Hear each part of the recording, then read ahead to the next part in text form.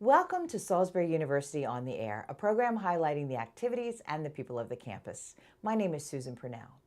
Scott Belsky, co-founder of the creative professional networking site Behance, has said about entrepreneurship, it's not about ideas, it's about making ideas happen. At SU, students and many others are working to do just that. More than 3 decades ago, area entrepreneur Richard Bernstein established the Bernstein Achievement Award for Excellence as the top prize for a business plan competition launched by SU's Franklin P. Purdue School of Business. Today, the second longest running event of its kind for college students in the nation, SU's annual entrepreneurship competitions offer a prize package up to $100,000. Similarly, the Purdue School's Radcliffe Foundation Shore Hatchery Competition provides $200,000 in funding each year for entrepreneurs throughout the Mid-Atlantic.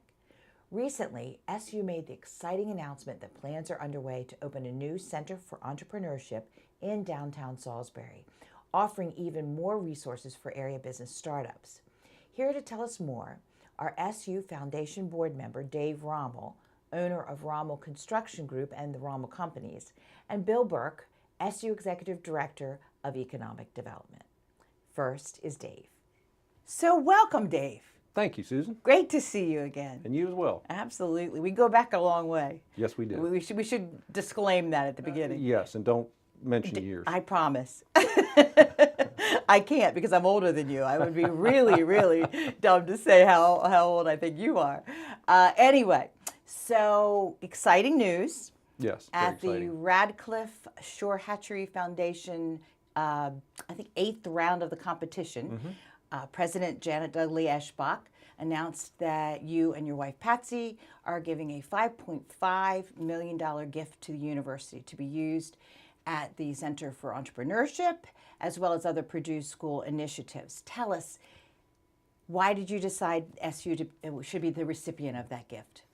Well, I got involved with the Purdue School of Business several years ago when Dean Wood was here, bringing various business people into the university. And then I became a member of the Shore Hatchery Board and judged some of the entrepreneurship competitions, and I really got a really good view of what the school was doing. And we felt that it was something worthwhile to invest in, not only for the university, but I think it's going to be good for the community as well. Oh, I agree with you. You go back a long way with SU, and I actually think that you and I started here at about the same time, but me 3 years ahead of you at Yes. the kindergarten at Campus Elementary School, Yes, right? yes, yes. And then what are your other associations with SU? Well, actually, when I met Patsy, she was a student here. Okay. But of course, my mom graduated here in the 1940s with a teaching degree and became a teacher. And then, of course, myself and my siblings all went to grade school at campus school at the old Carruthers Hall. I know. Yes. It was kind of sad to see that go, wasn't it? Yes, But it was. pretty It nice was. what they put up in its place. Yes. That's yes. for sure. So talk a little bit about how you got involved in your business. Well, I'd worked for my dad's electrical contracting company in summers in high school and my first couple years in college. And I really just wanted to start work full time and learn the business. And then? And then I worked at Rommel Electric for many years, and then I decided to start looking for other opportunities within contracting throughout the state. And then I started getting involved in other businesses. And So how many businesses are now in the Rommel companies? well, there are 4 electrical mechanical contracting companies in Maryland and Pennsylvania. I have 11 Ace Hardware stores, Maryland, Delaware, and Virginia. And we have 6 Harley-Davidson dealerships in Maryland, Delaware, and Pennsylvania. I had no idea. Close to 1,000 employees all told. Gosh, Dave, I had no idea. I can't even imagine it because I don't even want to have 2 jewelry stores, you know. So having all this business, I don't know how you do it. What are the skills that you think you have relied on to make these businesses such a success? Well, for me, it's been important for me to really learn the operations of each business I'm involved in, and really, you know, on a daily, weekly, monthly, yearly basis, you have to be successful at that. You know, being in business, and you know, as you know, is truly a marathon. You know, you have to build success over many years. So one of the things I've tried to do is make sure that that the business operations are solid before I start to look for other opportunities in something else. I'm in awe, really. I had no idea you had that many businesses. What is the most enjoyable aspect of your day in on any of the businesses? I think a lot of times, most of the businesses we've looked at that we've become interested in because we think we can do a better job than they were. So I think, going in and whether it's making investments where we need to, changing some of the staff or doing some of the things of the processes we've learned in the other businesses. And I think it gives us great pleasure to, after several years of working on that business, turning it around and making it successful. And I think the other thing too is we try to develop growth opportunities for all the people that come to work for our organization, and seeing them develop as well into leaders is also pretty Do you ever see rewarding. people go between your different companies? Hop from one company to another because you find a better place for them someplace? That's happened a couple times. What's more likely to happen is within, let's say, Harley-Davidson, we've been able to offer managerial positions in different dealerships In a different one, that right. wasn't maybe open at the one they were at. We do a lot of that in Ace Hardware, and a lot of them end up, kind of going through that process, and some of them, get to senior leadership in the organization. Now, they say all work and no play makes Dave a dull boy. What do you do for play? We like to travel a little bit from time to time. And, we've got some grandnieces and nephews that we like to visit as well. You have served on this Radcliffe Foundation Shore Hatchery Board for several years, you said. And you've been a judge in these competitions. Tell me about some of the ideas that have come up that are particularly interesting to you. I think the ones that I find most interesting are the most simple. There was a young lady who had developed a football with sensors in it that essentially taught runners how to carry it properly so they'd be least likely to fumble it.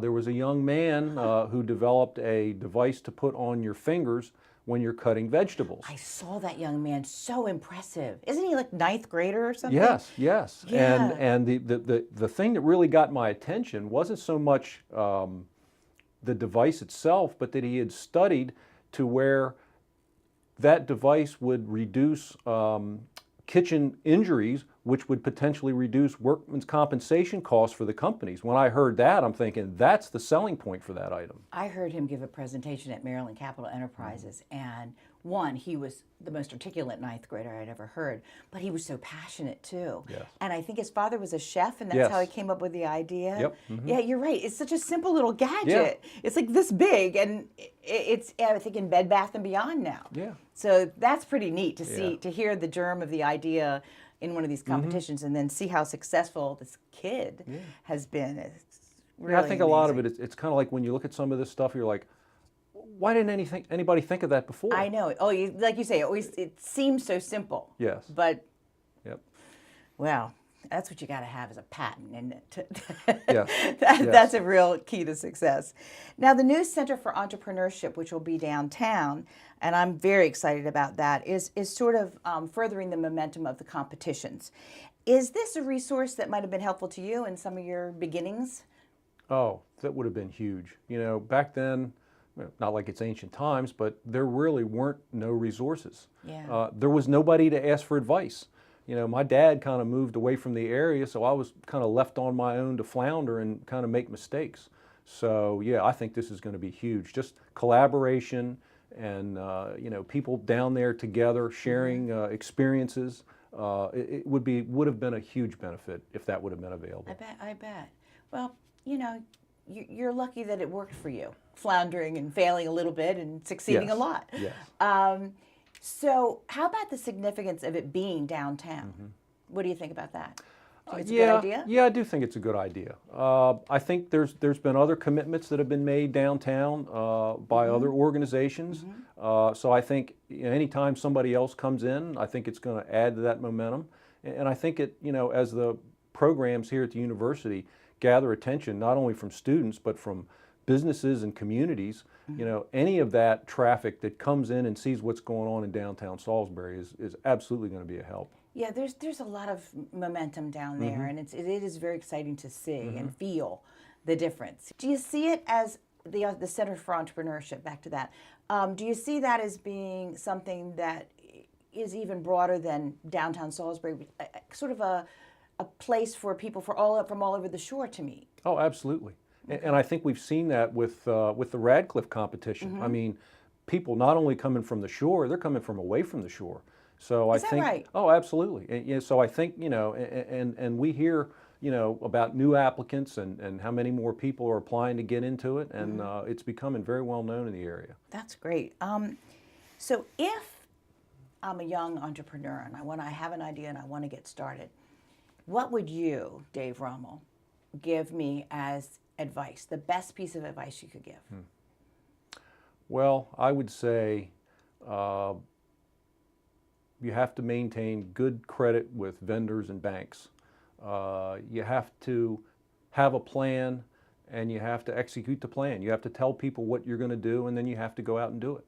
So to me, without available credit, I never would have been able to progress where I have. So that's probably the key thing that I would tell. I so agree with that. I mean, vendors come to me and say, "We're here because you pay your bills, because I've established good credit and I pay my bills. It's that simple." And I think a lot of us live on the edge of credit in this day of credit cards galore. So great advice. That's really going to be helpful. And I thank you for being here. I thank you for your gift to SU and your friendship with you and Patsy through the years. And I wish you all the best. And I know that all of the people out there are just so happy that you're giving to our university and to our community. Thank you, Susan. Thank you, Dave. And now here's a look at what's happening on the campus this summer.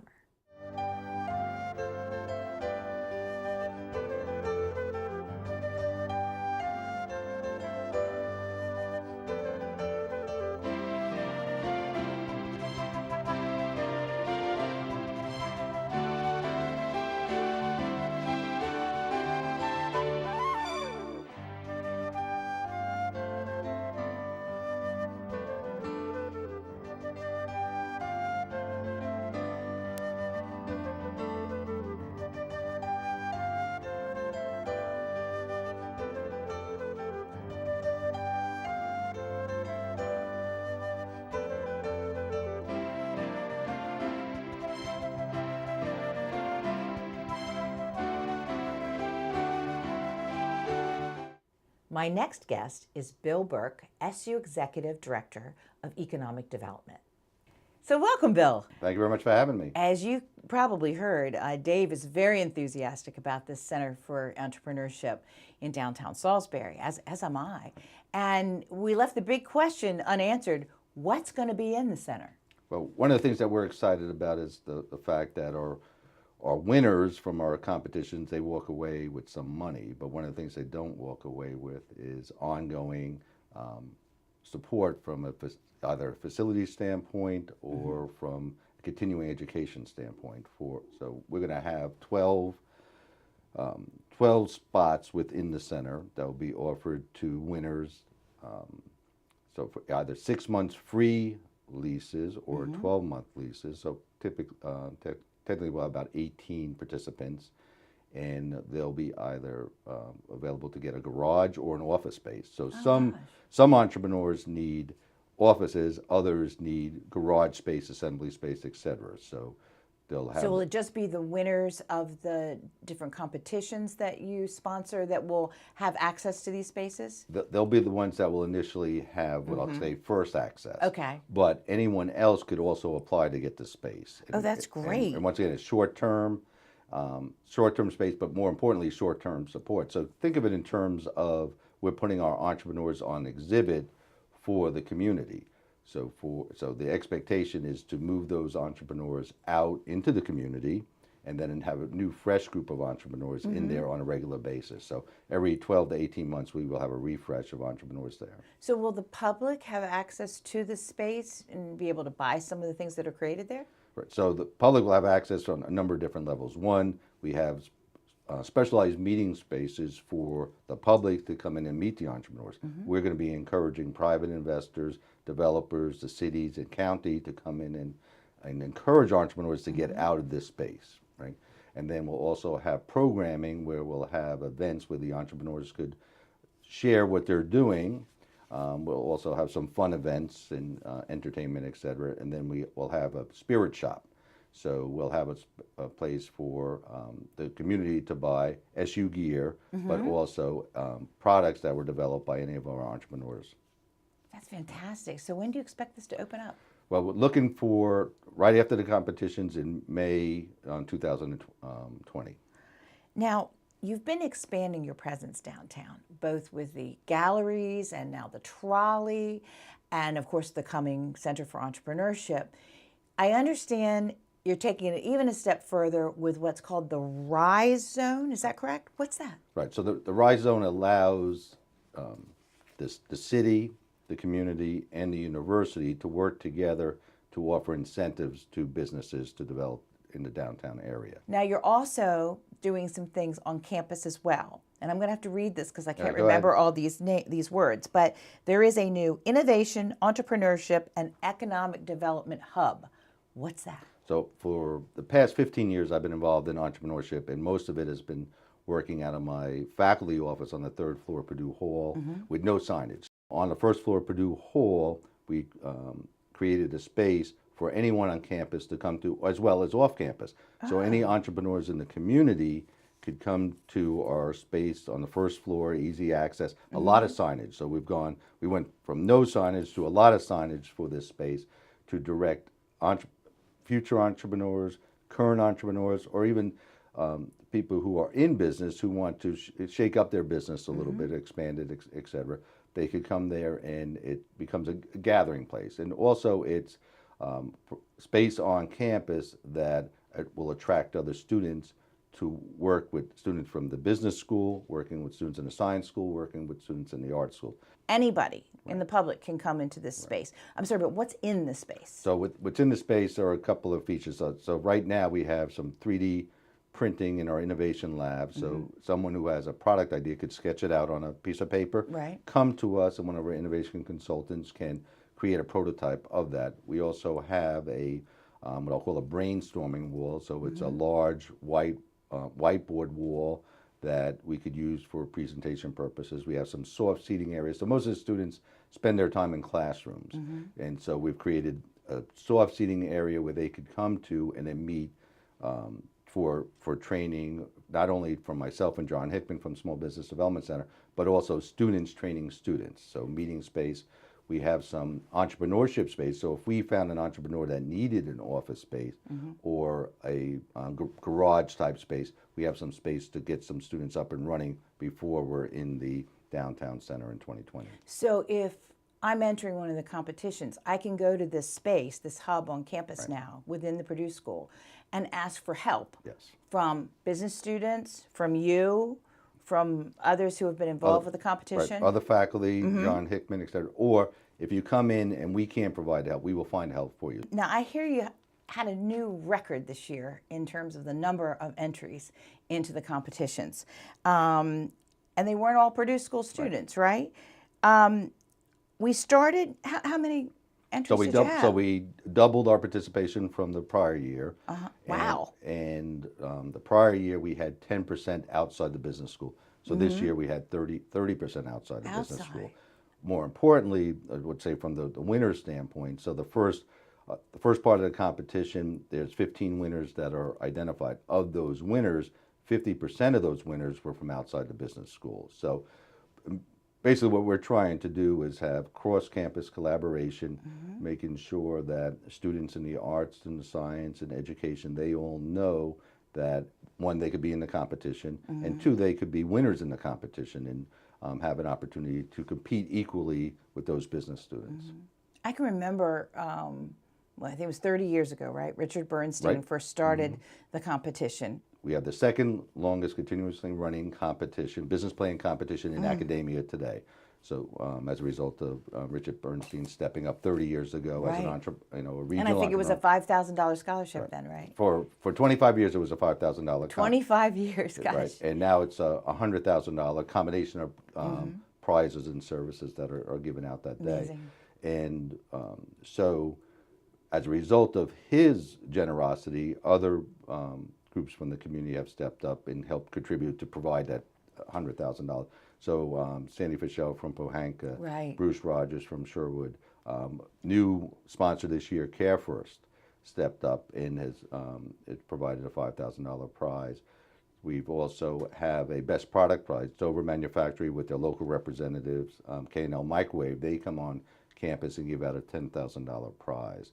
The city has stepped up and provided prizes for our Really? students as well. So we have prizes we have awards within our competition, but then we also have these other groups that come in and say, okay, we want to select some winners based on our criteria, and we allow that to happen. So I call it a competition within a competition. I think that's fantastic how you've grown and all these new sponsors and everything coming in. What was the winner this year? So the overall winner, and Dave made this comment earlier in regard to things that are simple or everything old is new again. So basically, it was a rental business, right? Rental of what? Rental of space, a Okay. storage rental. Storage? Oh, storage. Okay. But coming up with, so identifying the fact that a lot of new developments have HOA restrictions that prevent other, say, boats working on vehicles, et cetera. So they've created what they'll call luxury storage rentals, where a larger space, tools may be available, special power and other resources would be available for people to, say, power washers for washing your boat, et cetera. For you to work on your vehicles and equipment Outside of the neighborhood. Right. That's a great idea. And also, another student came up with an idea of was construction business, leveling tiles. Found a product that wasn't found a product. Bought. What's amazing to me is when students step up and they bought 100,000 of these products.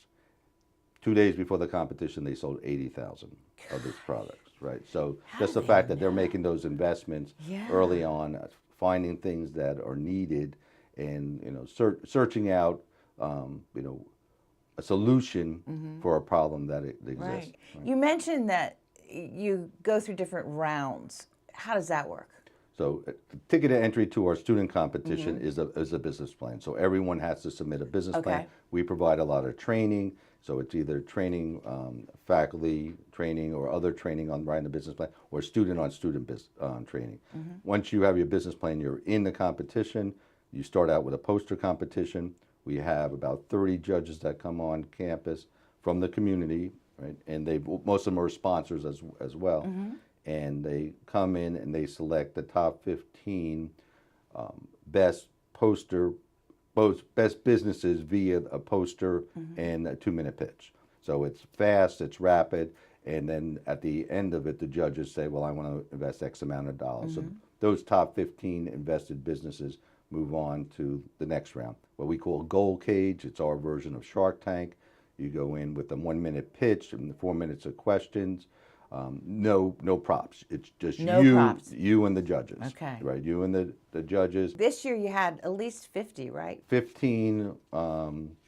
When they get through the first round, we'll get 1,000. But we also have they all get $1,000 to move on, but then there's some other winners. We have some raffles, and there's some special business sector prizes that students may win, but they may not be part of the 15. So you do not have to be part of the 15 to win some of these other prizes. Okay. So kind of the way There's just a lot going on. Right. There's probably about 20 students who have walked away with something that day. That's great.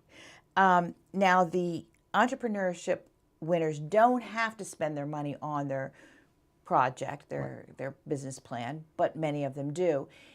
What are some of the more interesting ones in the past that have gone ahead and made a real business out of this? Soccer Office. So basically, it's a sports registration system and social media. So they've packaged everything associated with registering for sports and Okay. maintaining a sports program. So So it's a software package? software, essence? right? It's a combination of software, social media. So they're basically running. So most How to run an event. right, how to run a sports event or sports league for a season. So right now, most of those sports leagues are run by volunteers, and so they're kind of taking the heavy lifting from the volunteers and managing all of it at a professional level. That's such a great idea because I've been on so many nonprofits and managed so many not sports events, Right. but fundraising events, and there should be a blueprint. Right. So you don't have to reinvent the wheel every time. That's a great idea. Now, you talked a little bit about the Radcliffe Shore Hatchery Competition, which I think began in 2013. For those who are not familiar with that, tell us a little bit more about that program. Right. So the Radcliffe. So after the Bernstein. after our first running of the new version of the student competition in 2012, it created a lot of excitement. Two things happened. One, Shark Tank came on campus remember. twice for casting calls, and then Bruce Rogers from Sherwood of Salisbury came to us and said, "Hey, I know the Radcliffe Foundation, and they're interested in doing some sponsorship. I think they would like what you're doing." We pitched to them, and they surprised me when they came back, and they gave us a 5-year, $1 million commitment to give out $200,000 a year to entrepreneurs in the region. So they were looking for us to run our competitions for regional entrepreneurs. So we've been able to do that twice a year for the, we just wrapped up our 4th year of that. Did the participants come from all over the place? Yeah, so we've had them as far away as Florida. So technically Gosh. it's supposed to be Mid-Atlantic, but we've been pretty relaxed in regard to if you're an entrepreneur and you apply and you meet all the various requirements, we allow you to come in and participate. Who won this year?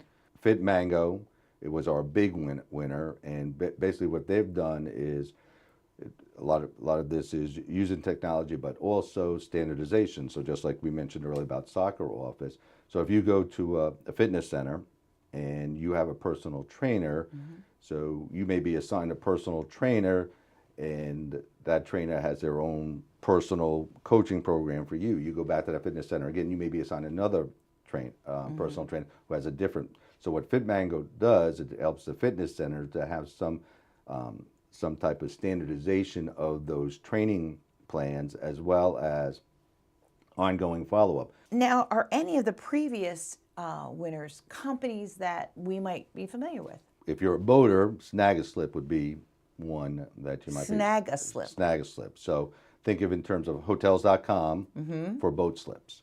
So basically, if you're, You're looking cruising down the Chesapeake and you want to go into St. Michael's, you go online? Is that what you do? go right. Basically, you use your phone, and you didn't reserve a slip. So basically, the excess slips that are available in St. Michael's are Might be a better price. Right, are populated on Snag a Slip, but because they're pre-negotiated. One of the things that excites us is the fact that entrepreneurs are finding our competition, they're winning in our competition, and then they're also giving back from a standpoint of, coming back on campus and offering opportunities for our students. Oh, what a great partnership. That's fantastic. I know they get funding, but the winners also get a mentorship, don't they, from the program's board of directors, such as Dave Rommel. Right, so Dave Rommel, Jim Perdue, Frank Gunyon from South Moon Under. Doug Wilson is working with Fit Mango. So these, Doug Wilson also works with Snag a Slip. So basically, the winners, in addition to getting some money, get some personal attention from some of our board members. To have access to the planning skills, strategic planning skills of a Doug Wilson, that's a big deal. Right. That's pretty impressive. How do they go about getting involved in these competitions? Well, the easiest thing is to go on to our website and just Salisbury.edu, SU's. right? SU Salisbury.edu's website. Everyone wants to help an entrepreneur get up and running, and if they can help directly, they will find someone else to help that individual. We're a very giving community, And this is a great illustration of that. Thank you so much for being here. Very good. Thank you very much. Thanks Thank for taking you. the time to meet with me. Absolutely. I'd like to thank my guests, Dave Rommel, owner of Rommel Construction Group and the Rommel Companies, and Bill Burke, SU Executive Director for Economic Development. I'm Susan Purnell, and this has been Salisbury University on the Air. Thank you for watching.